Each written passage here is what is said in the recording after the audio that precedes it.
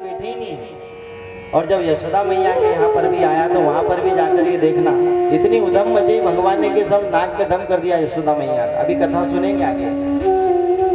तो ऐसे हमारे टेढ़े टेढ़े सरकार, ऐसे हमारे वाक्य भी आए। तो आइए दो घड़ी जरा टेढ़े का नाम ले लेते हैं। टेढ़े का नाम याद आया। तू टेढ़ो तेरी टेढ़ी रे नजरिया, टेढ़ी रे नजरिया, टेढ़ी रे नजरिया, ओ टेढ़ी रे नजरिया, टेढ़ी रे नजरिया, ओ तू टेढ़ो तेरी टेढ़ी रे नजरिया। देखो यहाँ पर भी बैठा तो टेढ़ा ही बैठा है लड्डू गोपाल, यहाँ भी हाथ पाँव मोड़ करके बैठा है। तो ऐसे हमारे भगवान टेढ़े हैं, परंतु टेढ़े हमारे सरकार बड़े अलबेले सरकार है। आइए जरा आनंद के साथ में झूमते हुए ताली बजाते हुए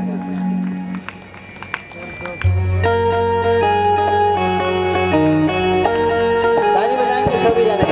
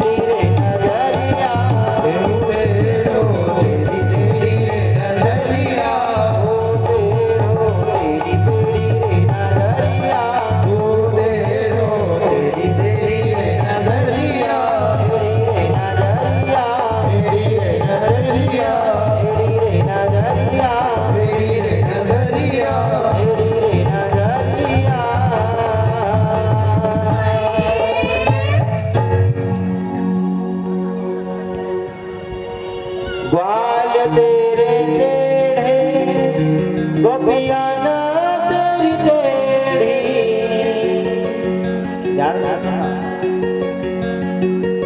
ग्वाल तेरे टेढ़े गोपियां ना तेरी टेढ़ी। ओ टेढ़ी रे तेरी यशोदा डुकरिया। ओ टेढ़ी रे तेरी यशोदा डुकरिया। भगवान कृष्ण की डोकरी भी बड़ी टेढ़ी थी, पता है आपको? कभी कभी भगवान को बहुत मारती थी। हाँ तो यशोदा क्या जाने कि कौन है भगवान होगा तेरे घर का, तू तो मेरा बेटा है। और माँ तो फिर धमाधम देर चलने देती।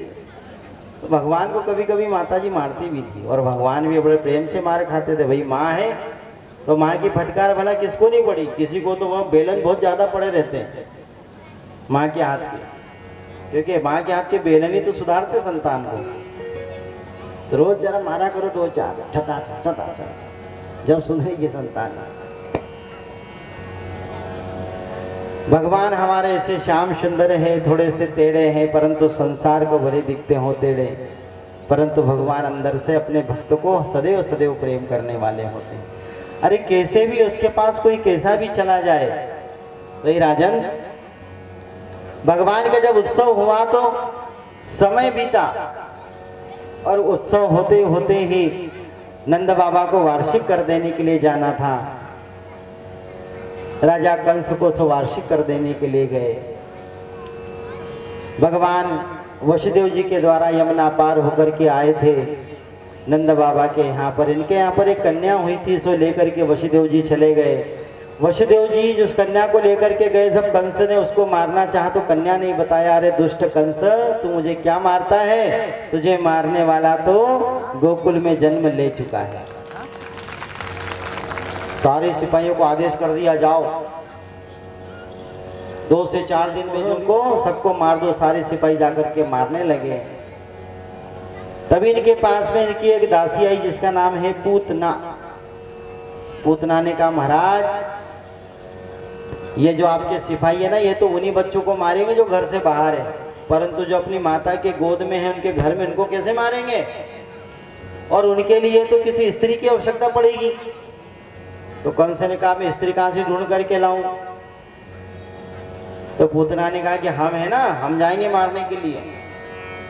कंस ने उसको ऊपर से नीचे तक देख करके कहा कि तेरा चेहरा देखा, तेरा मुंडा देख, चूल्हे का तवा तेरा मुंडा एक जैसे दिखे, वो दांत तेरे बड़े बड़े 5-5 इंच के, तेरे को घर में कौन घुसने देगा? बोले महाराज, आप शायद मुझे जानते नहीं हो, मैं मायावी शक्तियों से परिपूर्ण हूँ और उसमें बहुत गुण है मेरे अंदर, मायावी शक्तियां हैं। मैं पल भर में रूप बदलने का मेरे पास में प्रभाव है, मेरे शरीर में मेरे पास वो विद्या है कि मैं बहुत सुंदर सा सुंदर शरीर बना सकती हूँ, तो मुझे कोई पहचानेगा नहीं। इसलिए महाराज ये काम आप मुझे दीजिए, मैं जाकर के उन बालकों को मारूंगी, अपने स्तनों में जहर लगा करके जाऊंगी, हर बच्चे को दूध पिलाती जाऊंगी, वो मृत्यु को प्राप्त हो जाएगा। कंस ने कहा, ये तो बहुत अच्छी बात है, जाओ फिर मार करके आओ हमारे शत्रु को।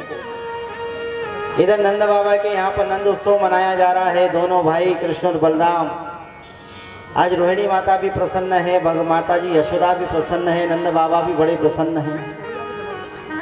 ऐसा कहते हैं कि 10,000 कुंटल, कितना?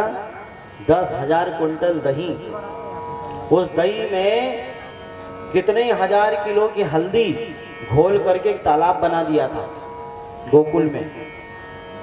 और जो भी गोकुल में नया आदमी व्यक्ति दिखे उसको सब गोकुल वाले उठाते हैं और धड़ाम से उसे सरोवर में डाल देते हैं, ले भैया तू भी पीला पीला हो जा।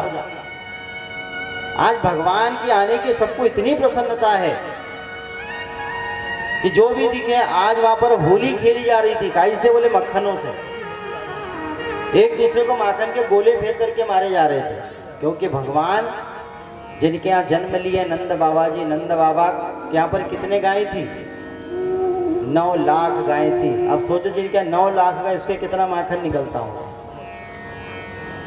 और नंदराय जी कौन थे? बोले गोकुल के मुखिया, ब्रज के मुखिया थे, वो कितने अमीर होंगे, वो कितने धनाढ्य होंगे वो, परंतु इतना सब कुछ होने के बाद भी सेवा कभी नहीं छोड़ते थे, वो कभी सेवा नहीं छोड़ते, हमेशा सबकी सेवा करने वाले। और जहाँ पर सेवा होती ना भगवान वहीं जाता है। इनके पुत्र बन करके आए। आपको पता है कि नंद बाबा का जो महल था, उस महल में ही 84 चौक थे। कितने? 84 चौक। और एक चौक कितना बड़ा था, जिसमें 10,000 गायें बंध जाती थी। एक चौक इतना बड़ा था जिसमें 10,000 गाय बंधती थी। तो सोच लो जरा भगवान के नंदराय जी का वो महल कितना बड़ा होगा, इतना विशाल। तो आज सभी होली खेल रहे हैं माखन का गोला मार मार कर। और आज है ना, देखो हम किसी के यहाँ पर जाते तो कैसे जाएंगे? तैयार होके जाओगे कि ऐसे ही चले जाओगे? तैयार होके जाते ही नहीं। कहीं शादी में जाना हो, पार्टी में जाना हो, फंक्शन में जाना हो, फलानी जगह जाना हो, होटल में जाना हो, कहीं जाना हो तो तैयार होके जाएंगे कि नहीं? कि उठे न छूटे? तो भाई नंदराय जी के यहाँ पर आज सब लोग जा रहे, तो सुंदर सुंदर कपड़े पहन के जा रहे हैं। सब लोग अच्छे अच्छे कपड़े, अच्छे अच्छे साड़ियाँ पहन करके जा रही थी। गोपियाँ भी, छोटे छोटे सखा भी, वृद्ध लोग भी जा रहे हैं। तो एक डोकरी थी 90 साल की, तो उसकी कमर झुकी हुई। उसने कहा कि मैं कौन से कपड़े पहनूं? तो उसको एकदम ध्यान आया कि हाँ, मेरी जब शादी हुई थी, जब का मेरा जोड़ा रखा हुआ है, अच्छा लहंगा, मस्त लहंगा डाला। और मस्त लहंगा डाल करके भगवान के दर्शन के लिए चली है, क्योंकि आज नंदराय जी के यहाँ पर सब दर्शन करने जा रहे हैं। मस्त लहंगा पहना और दर्शन करने के लिए गई।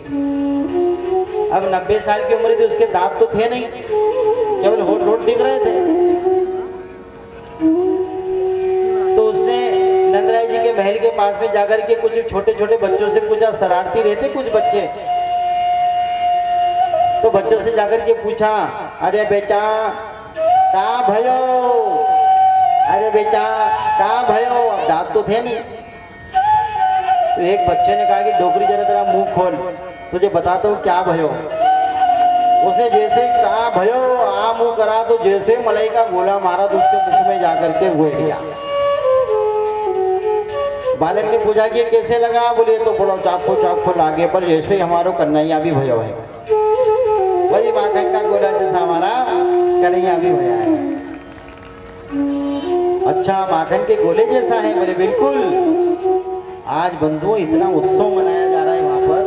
कहते हैं कि हम होली खेलते हैं तो सिंदूर से, रंग से, पानी से होली खेलते हैं, परंतु वहाँ पर भगवान के यहाँ माखन से होली खेली गई।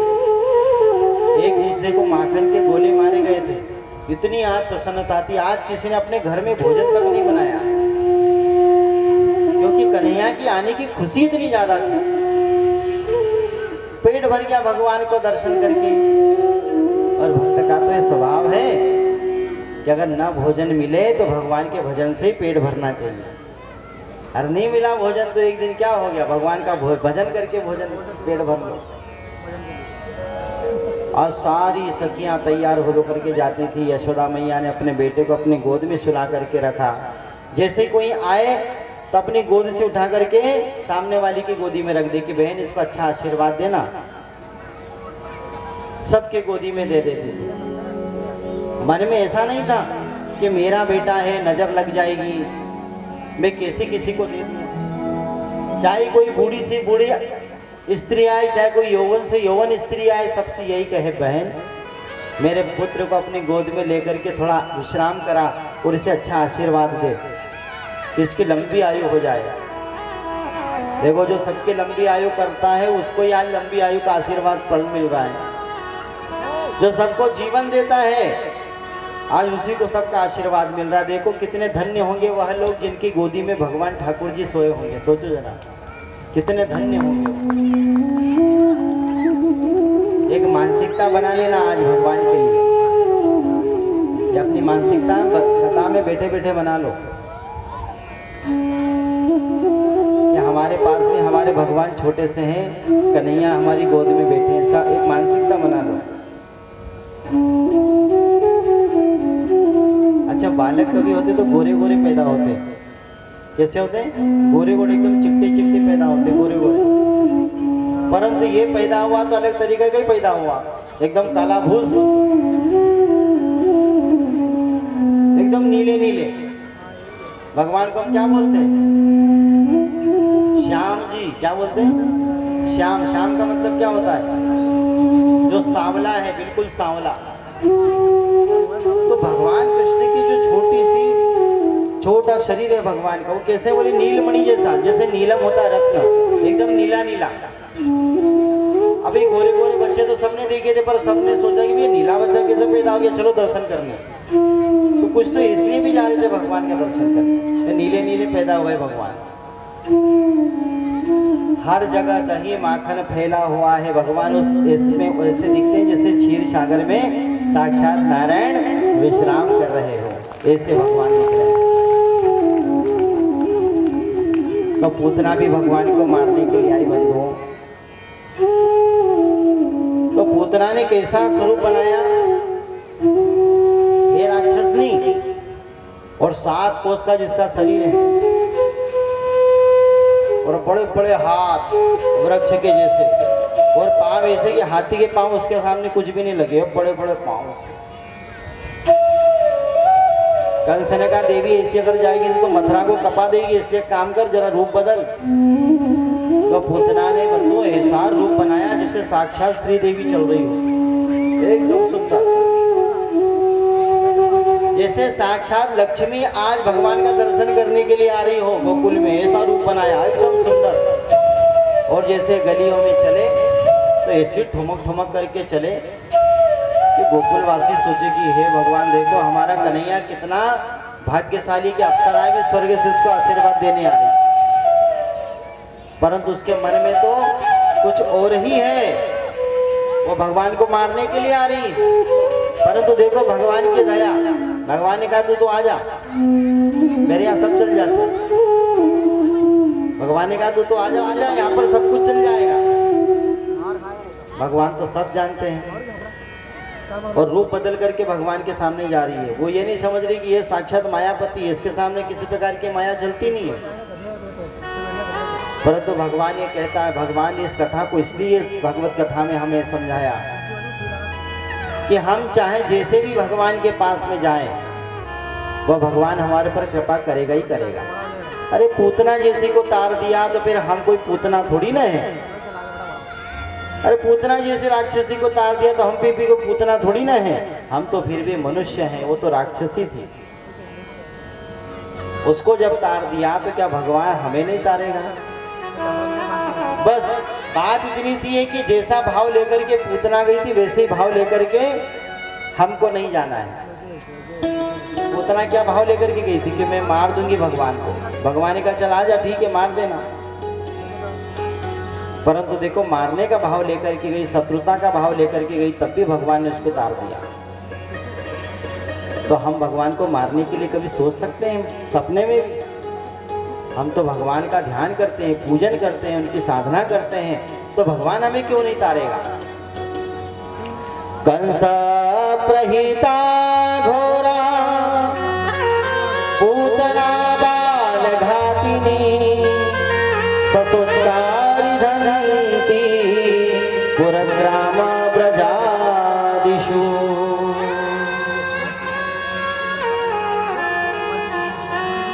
कंस प्रहिता घोरा, पूतना बाल घातिनी, जिसका काम ही था दूसरे के पूतों को मारना, उसका एक ही काम था। अब उसका नाम ही क्या था? पूतना, जिसने कभी पूत को जन्म ही नहीं दिया हो, पूतना, जिसका कोई पूत ही नहीं है। अब ऐसी पूतना फिर घृणा करेगी नहीं तो क्या करेगी दूसरों से?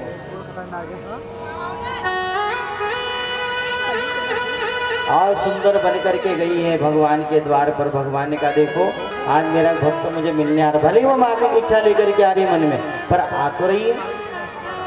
इसलिए भगवान कहते हैं कि मेरे द्वार पर चाहे कैसे भी आओ, मैं उसको हर पल में केवल तारता ही तारता हूँ, चाहे कैसा भी भाव लेकर के आ जाए। अच्छा देखो 3 जगह ऐसी बताई है जहाँ पर चुपचाप नहीं जाना चाहिए।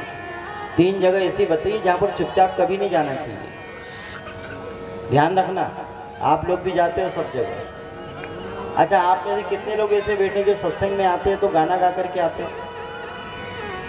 कितने लोग बैठे हैं ऐसे जो घर से निकलते तो भजन गा करके निकलते? भगवान के सामने झूठ मत बोलना।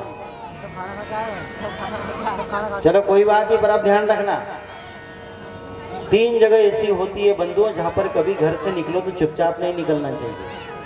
ये भागवत कथा कह रही है। और पूतना को भगवान का दर्शन कब हुआ, सानिध्य कब हुआ? जब पूतना ने भगवान के लिए भजन गाया था। ऐसे भगवान नहीं मिले उसको। अब सोचो जरा, 1 नंबर के राक्षस ने कभी भजन गाया नहीं, फिर भी उसने भजन गाना सीखा। तो सीखना तो पड़ेगा, भगवान के पास जाओ तो भजन गाए बिना थोड़ी जा सकते हो आप। तो 3 जगह ध्यान रखना। सबसे पहले सत्संग, जब सत्संग में अपने घर से निकलो तो भजन गा करके निकलना। जो भजन गा करके निकलता है उसको भगवान मिलते हैं, जैसे पूतना को मिले। दूसरा, जब भी घर से निकलो मंदिर जाने के लिए तो भगवान का भजन गा करके निकलना, जब ही मंदिर की आपकी पूजा सार्थक होगी। जब घर से निकलो अपने गुरु के यहाँ पर जाने के लिए तो घर से भजन गाते हुए निकलो, तब आपको गुरु का सानिध्य प्राप्त होगा। ये 3 जगह कभी भूलना नहीं। और देखो सत्य प्रमाण, ये भागवत कथा है। भागवत कथा में जब पूतना गई तो पूतना ने क्या देखा गोकुल में जाकर के? क्यों भाई, यहाँ तो नंद बाबा जी के यहाँ पर सब अंदर जा रहे हैं सूर्य का दर्शन करने के लिए। अब जो भी अंदर जाए तो वो गाना गा, भजन गा करके जाए। वो भजन गा करके जा रहे थे। पूतना ने सोचा कि मैं तो राक्षस नहीं, जिंदगी में कभी मैंने भजन नहीं गाया, तो मैं क्या करूं? उसने सोचा कि अंदर तो तभी प्रवेश होगा तब मैं भजन गाऊंगी। तो देखो बात भी देखो कितनी आश्चर्यजनक बात है कि सबने गाना गाया, जितने भी लोग हुए सबने भजन गाया। हर बच्चे ने भजन गाया, हर गोपी ने भजन गाया, हर व्यक्ति ने भजन गाया, परंतु भगवान को किसी का भजन पसंद नहीं आया, परंतु पूतना का भजन बहुत ज्यादा पसंद आया। तो भजन ही ऐसा था, भजन इतना सुंदर गाया कि भगवान भी पूतना के दीवाने बन गए। तो भजन देखो इतना सुंदर गाया है कि भगवान भी आनंद हो गए। और हम अगर आनंद वाला भजन गाएंगे तभी तो भगवान पसंद होंगे। गोकुल में बजत बधाई, यशोदा में सुन के हुआ। देखो इतना सुंदर भजन गाया कि भगवान बड़े आनंदित हो गए। बहुत ध्यान से सुनना, और ये भजन आप याद भी कर लेना। अगर आप ये भजन गाओ के जाओगे तो आपको भगवान दर्शन देंगे। गोकुल में बजत बधाई, यशोदा में सुन के हुआई, सुन के हुआई, मैं सुन के हुआई। अच्छा, बिना संगीत का गाएंगे हैं तब आपको समझ में आएगा, तो संगीत में तो समझ नहीं बैठेगा आपका। मध्यम मध्यम भैया चलने देना। गोकुल में बजत बधाई, यशोदा में सुन के हुआई, सुन के हुआई, मैं सुन के हुआई, सुन के हुआई, मैं सुन के हुआई। गोकुल में बजत बधाई, यशोदा में सुन के हुआई। ऐसा भजन गाकर के धीरे धीरे जा रहे हैं। मात यशोदा बलि बलि जाए, मात यशोदा बलि बलि जाए, प्रकट है किसन कन्हई, यशोदा में सुन के हुआई। गोकुल में बजत बधाई, यशोदा में सुन के हुआई। बड़ा सुंदर भजन गा करके जा रही है। तो यशोदा ने सोचा कि यहाँ पर हजारों लोग आए, परंतु किसी ने मेरा नाम लेकर के भजन नहीं गाया। पर ये बहन कौन सी जो मेरा नाम लेकर के और मेरे कन्हैया का नाम लेकर के भजन गा रही है, इसको तो पहले अंदर बुलाना चाहिए। तो माता यशोदा घर से अपने महल से बाहर निकली। बाहर निकल करके फिर देखा तो फिर पूतना ने बनावटी, बड़े बनावटी शरीर है उसका, भगवान को मारने की भावना लेकर के आ रही, परंतु भजन तो एक नंबर गा रही जो हमारे कन्हैया को भी पसंद आ गया। झांझे मंझीरा मृदंगा बाजे, ढोल मृदंगा मंझीरा बाजे, और बाजे सहनाई, यशोदा में सुन के हुआ गोकुल में बजाता बजाई, यशोदा में सुन के हुआ। भगवान को बार बार याद कर रही। और देखो अंतिम कड़ी में तो पूतना ने हद कर दी, तो भगवान भी तड़पने लगे कि कब मेरी मौसी आए, कब मुझे गोदी में ले, कब इसका मैं उद्धार करूं। तो भगवान भी तरसते अपने भक्त का उद्धार करने के लिए। आखिरी में तो आनंद, भगवान को क्या कहा, अति आनंद गोकुल में आयो। अच्छा सच्ची सच्ची बताना, आज तक भगवान ने किसी को आनंद कह के पुकारा है? आपके घर में अगर भगवान की मूर्ति हो तो आप भगवान को क्या बोलोगे? ये कृष्ण जी की मूर्ति है, ये ठाकुर जी की मूर्ति है, ये कन्हैया जी की मूर्ति है, परंतु आज तक किसी ने ये नहीं कहा कि आनंद की मूर्ति है। कहा आज तक? कभी नहीं। परंतु देखो पूतना को, उसके घर में तो मूर्ति कभी उसने रखी नहीं भगवान की, परंतु भगवान को क्या कह रही है, अति आनंद। भगवान को आनंद कहा है, इसलिए भगवान ने कहा ऐसा मेरा कौन सा भक्त है भैया जो इतनी अच्छी वंदना कर रहा है मेरी। अति आनंद गोकुल में आयो, महिमा वर्णि न जाए, यशोदा में सुन के हुआ। ऐसा प्यारा भजन गाया। माता जी बाहर निकले, अरे बहन कहाँ से आई हो? पूतना ने कहा कि मैं फलाने फलाने फलानी जगह से आई हूँ। बता दिया।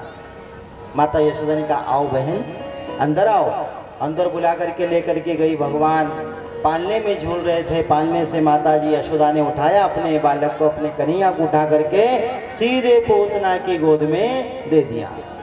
देखो भजन गाने का कितना प्रभाव, सीधे भगवान मिल गए पूतना को। इसलिए जीवन में ध्यान रखना, जो भगवान के सदैव भजन गाता है ना, भगवान उसके पास आने के लिए तरसते हैं, तड़पते हैं। जैसे पूतना मौसी की गोदी में जाने के लिए भगवान विरह कर रहे थे, सीधा भगवान गोदी में पहुंच गए। और जैसे ही पूतना ने भगवान को देखा, भगवान मंद मंद मुस्कुरा रहे हैं, और मंद मंद मुस्कुरा करके भगवान ने अपनी आंखें बंद कर ली कि मौसी ज्यादा देर नहीं देखूंगा, और देखूंगा तो गड़बड़ हो जाएगी। क्योंकि भगवान जानते एक नंबर की राक्षसी, और ये मुझे नहीं जान रही है कि मैं कौन हूं, इसलिए भगवान ने अपनी आंखें बंद कर ली। परीक्षित ने पूछा गुरुजी क्या भगवान डर गए पूतना से? तो आंखें बंद कर ली। अभी तो उनकी आंखें खुली थी, बड़ी बड़ी गुलाब जामुन जैसी आंखों से सबको टुकुर टुकुर देख रहे थे, तो आंखें बंद क्यों कर ली? गुरुजी ने कहा राजन, भगवान ने आंखें बंद इसलिए नहीं करी है कि वो पूतना से डर गए। भगवान ने आंखें बंद इसलिए की कि भगवान कह रहे हैं कि मैं हूं मायापति और ये है माया। मैंने अगर अपनी आंखें खुली रखी तो इसकी माया मेरे सामने चलेगी नहीं। मैं अगर ज्यादा देर आंखें खुली रखूंगा तो इसका जो असली शरीर है यहाँ पर प्रकट हो जाएगा, और मैं नहीं चाहता कि मेरी माँ का कार्यक्रम भंग हो, इसलिए भगवान ने आंखें बंद करी। अथवा भगवान ने आंखें बंद इसलिए करी है कि भगवान ने आंखें बंद करके भोलेनाथ का ध्यान किया कि भोलेनाथ मैंने अभी माखन मिश्री खाया नहीं, और पूतना मौसी मुझे जहर पिलाने के लिए आ गई है, इसलिए जहर पीने का प्रैक्टिस तो केवल आपको है, तो आप इनका जहर पी लेना, बाकी मौसी से मैं निपट लूंगा। इसलिए भगवान ने आंखें बंद कर ली। अथवा भगवान ने आंखें बंद इसलिए की है कि भले ही ये पूतना राक्षसी है, परंतु देखो मेरे पास आज ये मुझे दूध पिलाने के लिए आई है, मातृ भाव लेकर के आई है। तो भगवान ने आंखें बंद करके ध्यान किया, और ध्यान में कहा कि हे पूतना मौसी तू चाहे कैसी भी है, परंतु मैं तुझे वह गति प्रदान करूंगा जो मैं अपनी यशोदा मैया को दूंगा। वही गति प्रदान करने के लिए भगवान ने ध्यान किया। अरे कैसी भी है, दूध तो पिलाने आई है। तो भगवान ने आंखें बंद करी तो पूतना ने कहा, रे भैया अभी कहाँ आंखें बंद कर रहा है, मैं तो तुझे हमेशा के लिए सुलाने के लिए आई हूँ। भगवान ने कहा, मौसी ये तो बात की बाद में देखेंगे कौन किसको सुलाएगा, आप तो अपना काम कीजिए। माता यशोदा ने कहा, बहन मेरे पुत्र को अच्छे से आशीर्वाद दे देना। पूतना ने कहा, यशोदा बहन मैंने एक समय भगवान का तप किया था और तप के माध्यम से भगवान ने मुझे ऐसा आशीर्वाद दिया है कि तू जिसको अपना दुग्ध स्तनपान करा देगी वो बच्चा अमर हो जाएगा। तो यशोदा ने कहा कि बहन अगर ऐसी बात है तो मेरे बच्चे को सबसे पहले दूध पिलाइए, अमर हो जाए। बताओ कितना बहाना, ये व्यक्ति कितना बनावटी है, संसार में कितनी बनावटी बातें करता है, किसी को अपने पक्ष में करने के लिए कितनी बनावटी बातें करता है। भगवान भी कहते कि वाह वाह वाह वाह, चतुर देखे मौसे पर तेरे जैसो चतुराई नहीं कभी देखी हमने। मेरी माँ बेचारी भोली भाली तो उसको तो उल्लू बना रही है। भगवान को अपना स्तनपान कराने लगी। भगवान भी बड़े प्रेम से पूतना का स्तनपान कर रहे हैं। धीरे धीरे धीरे धीरे भगवान दूध पीते गए, दूध पीते गए। धीरे धीरे जैसे दूध पीना आरंभ किया, दूध पीते गए, धीरे धीरे उसके प्राण भी भगवान पीते गए। धीरे धीरे प्राणों को खींचने लगे। अब वो तड़पड़ाने लगी, झड़पड़ाने लगी, ये क्या हो रहा है, ये अभी तो दूध पी रहा था जब अच्छा था, परंतु ये मुझे घबराहट क्यों हो रही है, मेरी नस नाड़ी ढीली क्यों पड़ रही है। धीरे धीरे भगवान उसके प्राण पीने लगे। प्राण पीते गए। अचानक उसको एकदम से घबराहट हुई और कन्हैया को लेकर के बाहर निकल गई और आसमान में जाकर के उड़ के गोकुल के बाहर जाकर के धड़ाम से गिर जाती है। भगवान ने जब उसका स्तनपान किया, उसके प्राण निकलने लगे तो भगवान से कहती, अरे छोड़ दे, अरे मुंचताम छोड़ दे मुझे। भगवान ने कहा, मौसी अब नहीं छोड़ूंगा, छोड़ना पकड़ना केवल जीव का काम है। मैं ठाकुर हूँ, मैं भगवान हूँ, मैं जिसको एक बार पकड़ लेता हूँ जब तक उसकी सदगति न कर दूं मैं उसे छोड़ता नहीं हूँ। और मौसी तो बहुत दिनों बाद मेरे यहाँ पर आई है। कल को ये लोग दुनिया यही नहीं कही कि भतीजे के द्वार पर गई तो भतीजे ने कुछ नहीं किया, इसलिए मैं तुझे सदगति दे देता हूँ तो जीवन पर्यंत तुझे लोग याद रखेंगे। तो भगवान ने उसके प्राण पी गए। यशोदा मैया को पता लगा, बेचारी दौड़ती दौड़ती गई, अपने कन्हैया को उठाया, सीने से लगाया, घर लेकर के आई। पूतना का 7 कोस का वह शरीर, इतना बड़ा शरीर था कि मथुरा से लेकर के गोकुल के पीछे जितने भी पेड़ थे सारे के सारे चकनाचूर हो गए। अब 7 कोस की पूतना इतनी बड़ी। माता जी ने अपने बच्चे को घर में लेकर के आई। घर में ला कर के एक बर्तन में बहुत सारा गोबर घोला। वो गोबर घोल करके भगवान को खूब डुबकियां लगी। जब भी कन्हैया और बलराम को नजर लगे तो माता जी एक ही काम करती थी, टोपला में गोबर भीज करके खूब उनको डुबाती थी, बाहर निकालती थी। तो भगवान को भी आदत पड़ गई गोबर में रहने की, इसलिए भगवान के एक नाम गोबर गणेश भी पड़ा है। गोबर गणेश बोलते कि नहीं भगवान के ना गोबर गणेश भी पड़ा, क्योंकि इनको गोबर बहुत पसंद था। अभी आगे कथा है ये सुनना जरा। पूतना का भगवान ने उद्धार किया। कंस को पता लगा। कंस ने कहा, क्या बात करते हो, पूतना मर गई, कैसे मर गई? बोले पता नहीं भाई कैसे मर गई, ये तो किसी को भी पता नहीं, अब भगवान ही जाने कि वो कैसी मरी है। पूतना क्या है? बोले अविद्या है। पूतना क्या है? अविद्या। और कृष्ण कौन है? बोले ईश्वर। और मनुष्य कौन है? बोले जीव। ये हमारा शरीर भी है ना, ये भी पूतना के समान है बंधु, ध्यान रखना। और इसमें भी अविद्या का जहर भरा हुआ है। और इस अविद्या को, जहर को लेकर के जब हम भगवान के शरण में जाएंगे तो भगवान कहता है कि पूतना जैसा भी अगर मन बना करके तू आएगा और मेरी शरण में आकर के अपना सर्वस्व निछावर कर देगा तो मैं भी पूतना जैसे तेरी सदगति कर दूंगा। इसलिए अपने जीवन में अहंकार को, अभिमान को भी लेकर के अगर भगवान के पास जाएंगे और कभी समर्पण कर देंगे वहां जाकर के, तो भी भगवान अपनी कृपा करेगा। और देखो पूतना क्या थी? बात करें जाति की तो क्या थी? राक्षसी। बात अगर करें खाने पीने की तो क्या खाती थी? रुधिरासना। रुधिरासना यानी रक्त पीने का काम करती थी। तो जब ऐसी रक्त पीने वाली राक्षसी का भगवान उद्धार कर सकते हैं तो हम तो फिर भी भगवान के प्रेमी हैं, भगवान के चाहते हैं कि हमारा उद्धार नहीं करेंगे। बस बात भगवान के पास सच्चे मन से जाने की है, परंतु कैसे जाना चाहिए? बनावटी बन करके नहीं। पूतना ने क्या किया था? बनावटी बन करके गई कि नहीं? तो भगवान ने पहचाना कि नहीं? इसलिए हम भी कितने भी बनावटी बन करके जाएंगे, कितना भी छल कपट करके जाएंगे, झूठ बोल के जाएंगे, परंतु हम भगवान की नजरों से बच नहीं सकते। हम दुनिया को पागल बना सकते हैं, परंतु जिसने दुनिया बनाई उसको कभी पागल नहीं बना सकते। उसकी हजार आंखें हैं बंधु।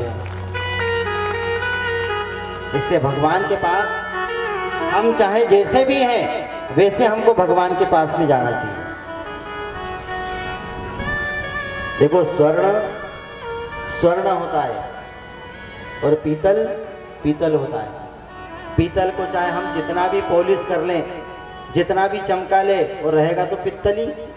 और सोना चाहे कीचड़ में फेंक दो तो कीचड़ में गिरने के बाद में भी उसकी कीमत कम नहीं होती, उसकी शुद्धता पर कोई असर नहीं पड़ता, वह वैसा का वैसे ही रहता है। इसलिए अपने जीवन में सोना बनाओ।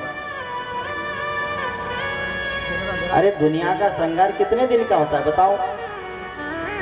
दुनिया का जो श्रृंगार होता है कितने दिन का होता है? 2 दिन का। 2 दिन के बाद फिर वैसे के वैसे, फिर जाओ ब्यूटी पार्लर, फिर सवरो, तो ज्यादा धूप गिरे, पसीना निकले, सब बह जाए।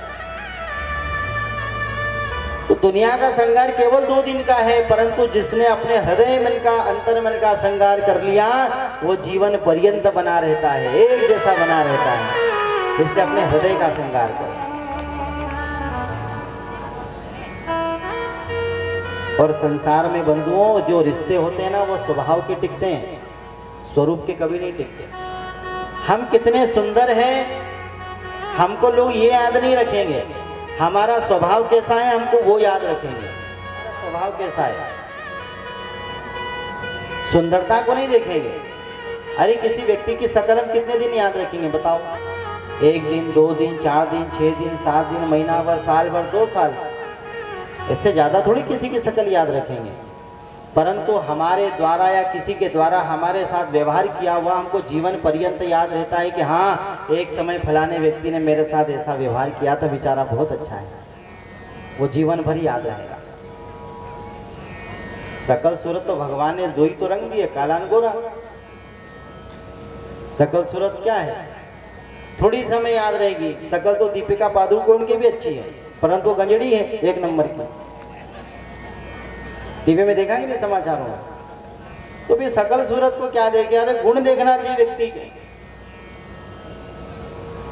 तो संसार में स्वभाव के रिश्ते टिकते हैं, दिखाव के नहीं। शादियों में कभी फूफान जाए तो फूफान ने बड़ा श्रृंगार करके जाए कि अपन चलाएंगा तो जवान जवान जीजा लगाना। आजकल फूफा भी जा रहे भैया बन करके अच्छे, है कि नहीं? खूब डाई वाई करके जाए फूफान भी, चलो जियाजी लगेंगे। और कहीं बारिश हो जाए पानी की, तो जो बारिश हो, जो डाई बहे तो पता चले कि फूफा तो जीजा तो फूफा निकल गया। तो मतलब क्या, ऐसा श्रृंगार करके जो 2 मिनट में निकल जाए, 2 पल में निकल जाए, पल भर में निकल जाए। श्रृंगार वो करो जो जीवन पर्यंत बना रहे, जैसे भगवान के लिए मीरा ने किया। सब जानते मीरा को। भैया जब शादी हुई नहीं तो शादी में देखा भैया कभी दूल्हा बने, और उसके पीछे, दूल्हे के पीछे 4 लोग रहते, 2 आगे 2 पीछे। उसकी कभी पेंट के भी ढीली हो जाए तो पकड़ के चले। बताओ, इतनी उसकी सेवा होती, दूल्हा बनता था। कभी जरा भी उसको पसीना निकल जाए तो उसके लिए 2 बिल्कुल रुमाल वाले खड़े रहेंगे। अरे तेरे को पसीना निकल रहा, रुक जरा। वो बेचारी की शादी के बाद, जब शादी हो जाए उसके बाद दूल्हे का जब धूल निकलता, जब कोई पूछने नहीं आएगा तेरे क्या हाल चाल है, जब कोई पूछने नहीं आए। जब दूल्हा बना था जब तो अरे भैया आगे पीछे 2 पीछे, कोई दुल्हन बने तो 2 आगे 2 पीछे, नहीं बाना निजम ने भी खूब ज्यादा उसको खिलाए प्रेम से लेखा और शादी बाद एक बार नहीं पूछे कि बहन थारा का हाल चाल थे। तो ये व्यवहार है संसार के, इसलिए बस बनावटी न रहे हम। पता है आपको भोलेनाथ जी का विवाह हुआ, जब भोलेनाथ जी कैसे दूल्हा बन करके गए थे, पता है कि नहीं आपको? सुना है, शिव पुराण में कथा थी।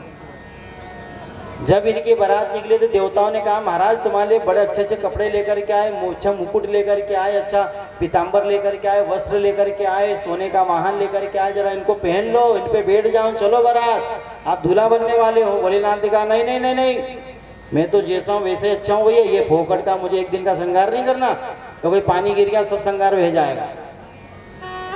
तो पता है भगवान भोलेनाथ ऐसे ही गए थे जैसे थे। भगवान ने कहा था एक दिन के लिए मैं अपनी सदियों की परंपरा नहीं छोड़ सकता, इसलिए मनुष्य जैसी स्थिति में है हमेशा वैसी स्थिति में रहना चाहिए। बोले राधा रमण सरकार की जय, जय जय श्री राधे, जय जय श्री राधे।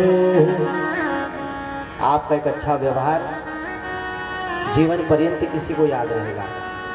एक गुरु ने अपने शिष्य से कहा कि बेटा इस संसार में सफल व्यक्ति वही है जिसका व्यवहार अच्छा है। बोले गुरु जी कैसे? तो अपने शिष्य की आंखें खोलने के लिए गुरु जी ने एक वस्तु दी और वस्तु को देकर के कहा बेटा ये बंबई में फलाने भैया के यहाँ पर जाकर के दे देना। अब शिष्य गया,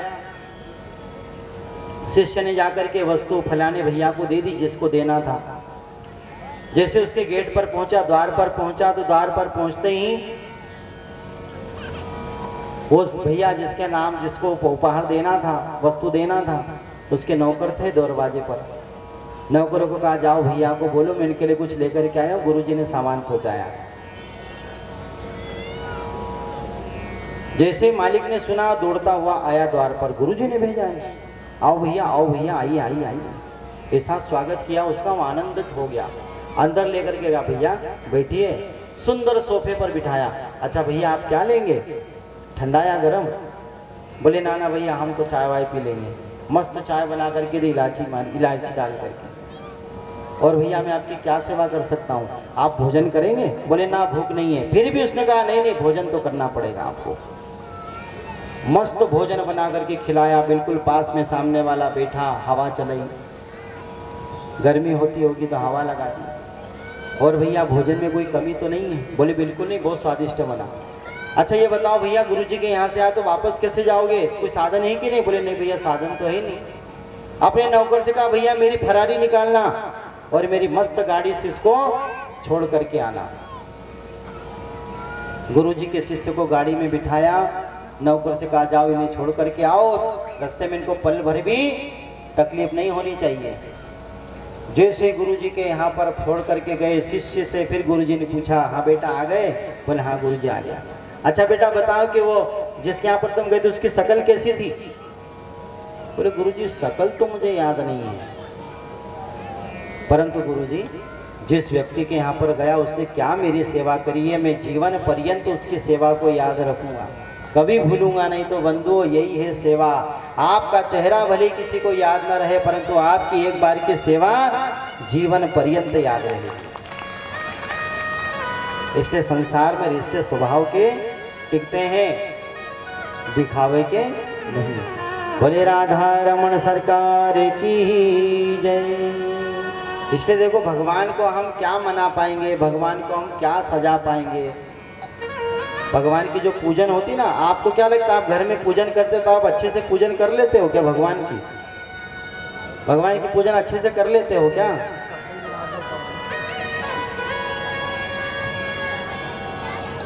हम कभी भगवान की पूजन कर ही नहीं सकते, आपको पता है क्या? कभी नहीं कर सकते। वो तो भगवान आपकी पूजन को स्वीकार कर लेता है, बहुत बड़ी बात है। देखो जो ठाकुर जी की पूजा करता है वो क्या करेगा? घर में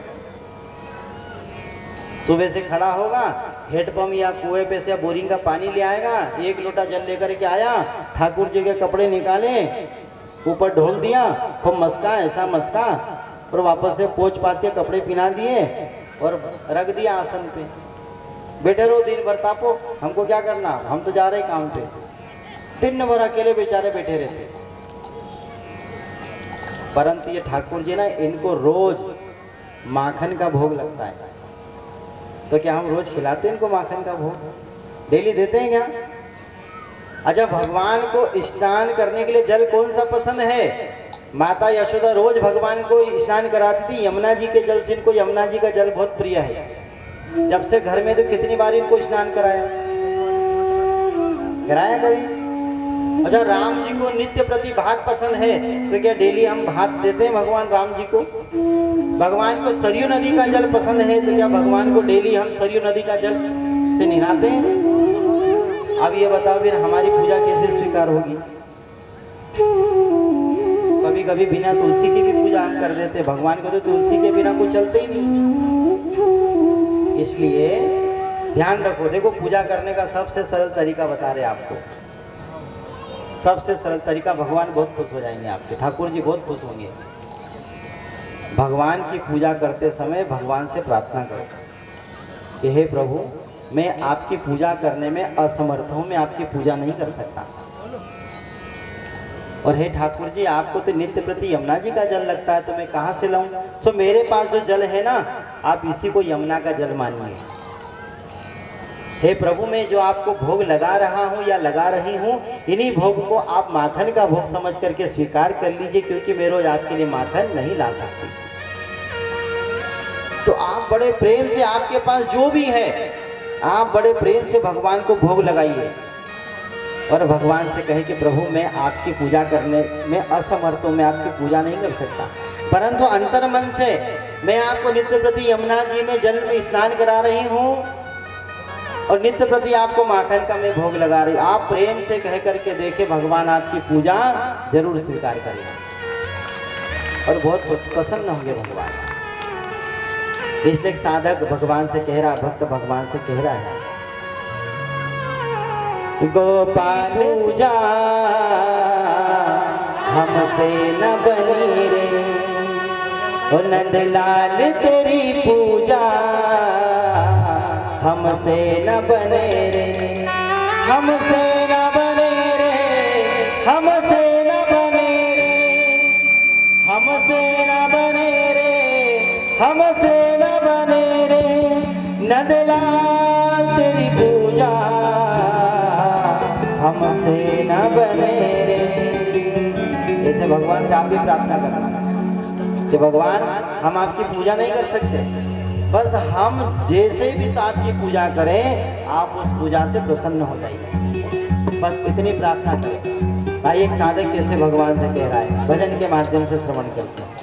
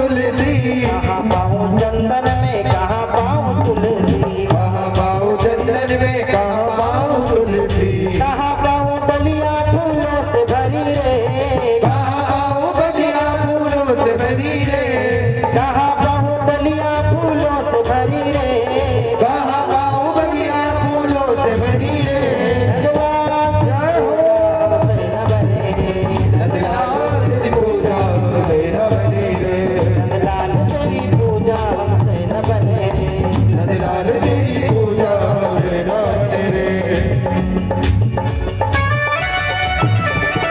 श्री राम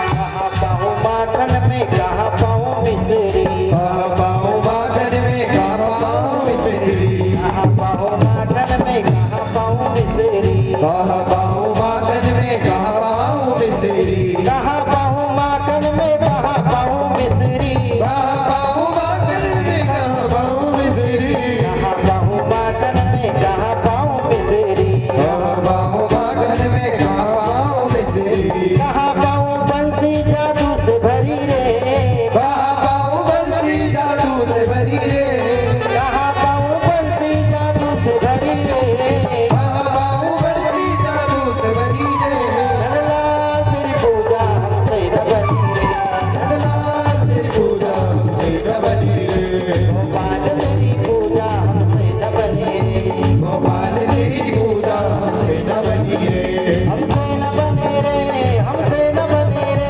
हमसे न बने रे, हमसे न बने रे, गोपाल तेरी पूजा हमसे न बने रे, गोपाल तेरी पूजा हमसे न बने रे, हमसे न बने रे, हमसे न बने रे, हमसे न बने रे, हमसे न बने रे, हमसे न बने रे, हमसे न बने रे। हमसे ना बने।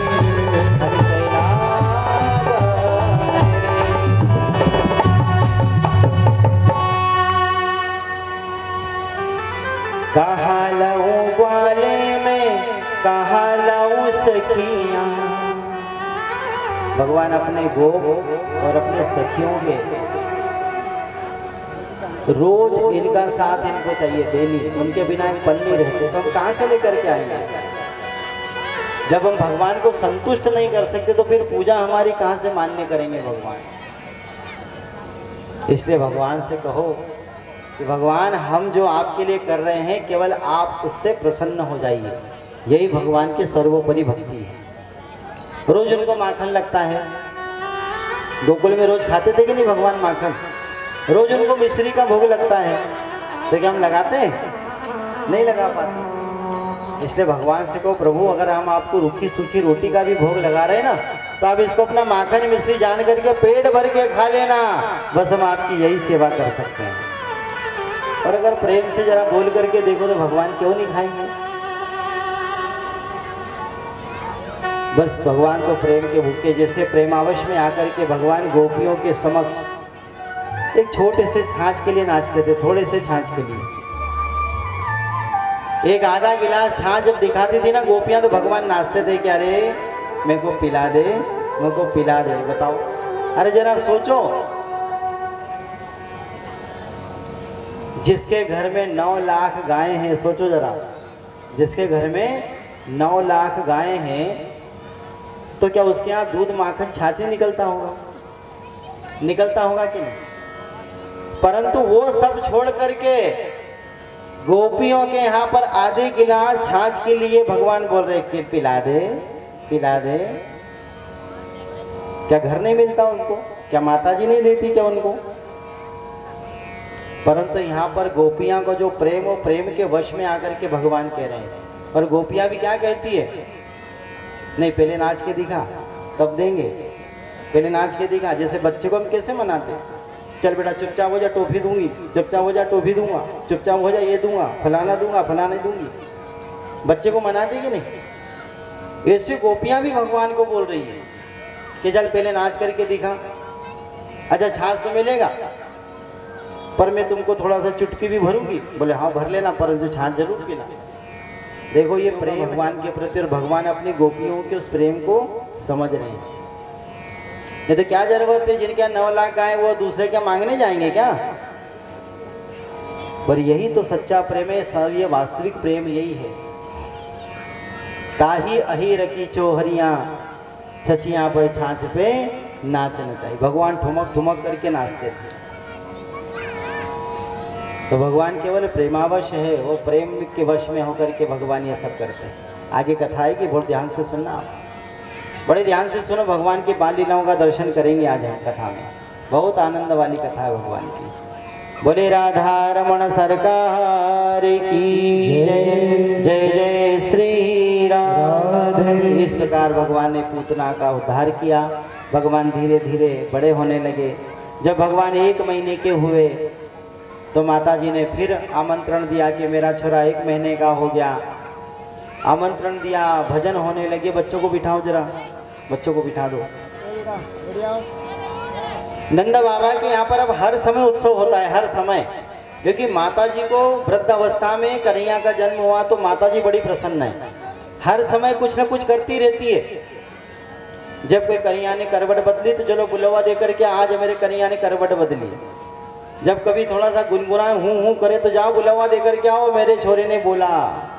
हर समय कहीं न कहीं भजन चलते ही रहते थे, हर समय। एक दिन भगवान को मैया जी ने अच्छा तैयार किया, दोनों भैयाओं को, और पालने में झुला दिया। पालने में झुला करके भगवान को सुला दिया और सबको बुलावा दे करके आ गई कि चलो चलो चलो आज मेरे कन्हैया ने करवट बदली है। तो सब लोग, सब गोपियां आ गई। अब गोपियां तो इंतजार ही कर रही थी कि कब हमें कन्हैया का दर्शन हो। बार बार यशोदा मैया बुलाए तो हम नीलमणि जैसे कन्हैया का दर्शन करें। तो भगवान के भजन का बुलावा दे करके आई। उधर भगवान सो गए। पालने में भगवान को सुला दिया और बहुत सारे मटके जमा दिए आसपास कि कहीं ऐसा नहीं कि मेरे कन्हैया के कानों में भजन की आवाज जाए तो ये उठ जाए। तो एक छकड़ा था बहुत बड़ा गाड़ी, उसके नीचे पलने को डाल दिया और आजू बाजू मटके लगा दिए ताकि कन्हैया के कानों में आवाज नहीं जाए।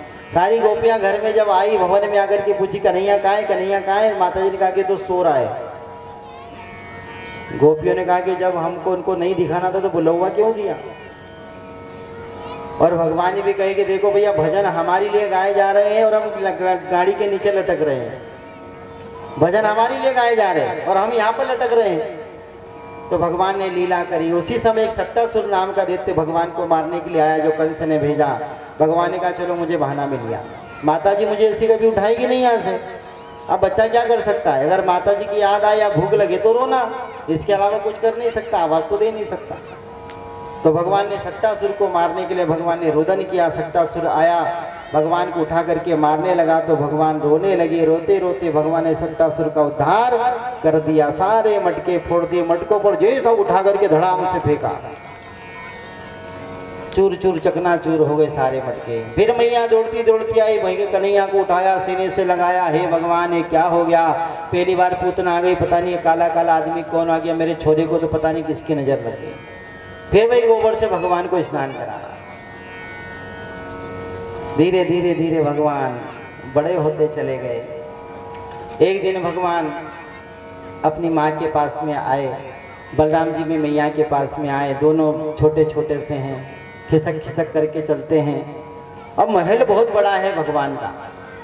अब ये इतने इतने से तो है दोनों भाई, और महल बहुत बड़ा। तो महल में कोने भी बहुत सारे हैं और बड़ी बड़ी कोठियाँ थी पहले समय में। आजकल तिजोरियाँ होती, पहले कोठी होती थी अनाज की। और आपने देखी माता बहनें मिट्टी की कोठियाँ बनाती थी। तो ऐसी कोठियाँ थी भगवान के महल में। तो कहीं ना कहीं कभी भगवान खसकते खसकते खसकते उनकी आड़ में छुप जाते थे। अब माता जी बेचारी ऐसी पहले से बुढ़िया, और इतने बड़े महल में कहाँ ढूंढेगी, पता नहीं कहाँ चला गया। तो मैया जी ने एक उपाय सोचा कि इनकी कमर में घुंघरा बांध दो। ये जहां भी जा करके घुसेंगे जैसे घुंघरा बजा के पल भर में पकड़ लूंगी। आपने देखा कभी कभी छोटे बच्चे को घुंघरा पिनाया जाता है? पता है घुंघरे पिनाने से क्या होता है? कमर में घुंघरा क्यों पिनाया जाता है?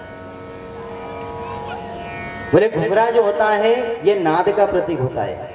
नाद का प्रतीक, यानी जैसे शंख नाद होता है, घंट नाद होता है, जैसे घंटी बजती है मंदिर में तो नाद होता है ना, आवाज होती है, शंख बजता है तो आवाज होती है, तो ये नाद का प्रतीक है। ये नाद से क्या होता है, जब जब बच्चा इसकी आवाज को सुनता है तो उसकी बुद्धि स्थिर होती है, वो कुछ भी करता रहेगा। आप अचानक देखना कोई बच्चा रो रहा है, इसे घंटी बजा देना, वो चुपचाप हो जाएगा, चाहे कितना भी रो रहा हो। तो ये घंटी नाद का प्रतीक है, इसलिए अपने बच्चों की कमर में थोड़ा सा घुंघरू जरूर बांधा करें। माता ने बांधा है, यशोदा मैया ने छोटी छोटी सी पायल पिना दी, जब दोनों चलते हैं तो छम छम छम करके आवाज आती है। रुन झुन बाजत है पैजनिया, सूरदास जी ने तो पद भी लिखा है। रोना झोना रोना झोना झनाना झनाना झना, बाजत है पैजनिया। हो रोना झोना रोना झोना झनाना झनाना झना, बाजत है पैजनिया। मात यशोदा चलन सिखावे, मात यशोदा चलन सिखावे, दौड़त दौड़त कन्हैया आवे। रोना झोना रोना झोना झनना झनना झना, बाजत है पैजनिया। एक माँ जब बच्चे को कुछ पायल पिला दे और वह झनझन बजती है तो माँ को बड़ी आनंद प्रसन्नता होती है। इसी भगवान का सुंदर स्वरूप है। दोनों भाई घर में खिसक खिसक करके चलने लगे। एक दिन क्या हुआ, भगवान अपने घर की दहलीज को पार कर रहे थे। आप कभी मंदिर जाते हो ना, मंदिर, आप कोई मंदिर गए, धार्मिक स्थल पर गए, तो आप जब वहाँ पर जाएंगे तो सबसे पहले आप भगवान को प्रणाम नहीं करेंगे। देखो कितना एक विषय सोचने वाली बात है। आप जब किसी मंदिर जाएंगे, किसी धार्मिक स्थान पर जाएंगे, तो क्या भगवान को पहले प्रणाम करते हो? किसको करते हो? मंदिर की पहली सीढ़ी को, जिसपे कितने लोग जूते रखते हैं, हम उसको प्रणाम कर रहे हैं। फिर हमारा हाथ हो गया गंदा, फिर मंदिर में जाके भगवान को प्रणाम करो। वह दहलीज अपने आप में पवित्र है, वो कभी अपवित्र हुई नहीं है। सोचो जरा, वो दहलीज को हम प्रणाम करें जो पहले उसको प्रणाम करते, फिर भगवान को प्रणाम करेंगे। तो दहलीज को प्रणाम हम क्यों करते हैं? तो पहली सीढ़ी को प्रणाम क्यों करते हैं? क्योंकि वो पहली सीढ़ी ही हमें भगवान तक पहुंचाती है। क्योंकि कभी ना कभी भगवान ने भी इसको पार किया था।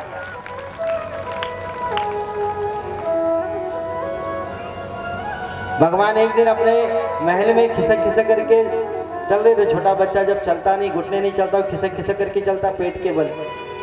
तो भगवान के घर में भी दहलीजें बनी है, ऐसी ऊपर नीचे बनी। तो भगवान एक दिन दहलीज को पार कर रहे थे, उतरने की कोशिश कर रहे थे। तो भगवान दिखते से 1 फीट के और दहलीज 2 फीट की। अब जैसे पार करने लगे तो उनके पांव नीचे ही लटक रहे हैं। अब वो नीचे उनके पांव नहीं जा रहे हैं, और वो जैसे तैसे करके दहलीज का पार पा रहे हैं। इसी दृश्य को एक ब्रजवासी ने देखा। ब्रजवासी दहलीज के पास में गए। भगवान ने जैसे तैसे मशक्कत करके दहलीज तो पार कर ली, परंतु भगवान दहलीज पर जाकर के दहलीज को प्रणाम करते हैं कि हे देवी तू धन्य है, ये दहलीज तू धन्य है। इस संसार में जिस ब्रह्म का कोई पार नहीं पा सका, आज वही ब्रह्म तुझ तेरा पार पा रहा है, तू बहुत धन्य है। तो सौभाग्यशाली इसलिए प्रणाम किया, इसलिए हम दहलीज को प्रणाम करते हैं। घर में जब नई बहू आती है तो वो चावल का लोटा रख करके उसके पाँव से मरवाते हैं, अंदर की तरफ वो छार छार हो जाते हैं सब चावल। ऐसा होता है ना, वो टीवी पिक्चरों में देखा है ना, आप लोग भी तो करते होंगे। आपके घर में भी आपकी कोई बहू आई होगी तो वो दहलीज तो है, सब कुछ है। क्या है? दहलीज तो सब कुछ है, घर की दहलीज। और फिर वहां भी बोलते मंदिर में है भगवान तेरे दहलीज पर हम सिर टेकते हैं।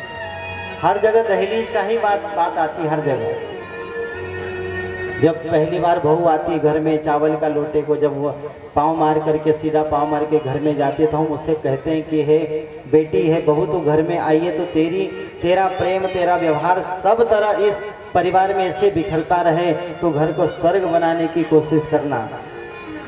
इसलिए वो चावल के लोटे को पाँव मरवाता है।